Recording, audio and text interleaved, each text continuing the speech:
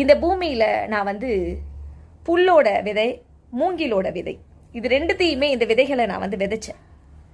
புல் பார்த்தேன் அப்படின்னா அடுத்த நாளே வளர்ந்துருச்சு. மூங்கில் வளரலை, ஆனாலும் அதை நான் பராமரித்தேன். வருஷத்துக்கு எவ்வளோ மழை கொடுக்கணுமோ அதை நான் கொடுத்தேன். அந்த தண்ணி வரும் அப்படின்னு சொல்லிட்டு அதற்கு தேவையான விஷயங்களை நான் பண்ணிகிட்டே தான் இருந்தேன். புல் நாளுக்கு நாள் வளர்ந்துட்டே இருந்துச்சு. மூங்கில் ஒரு வருஷம் பார்த்தேன், வளரலை.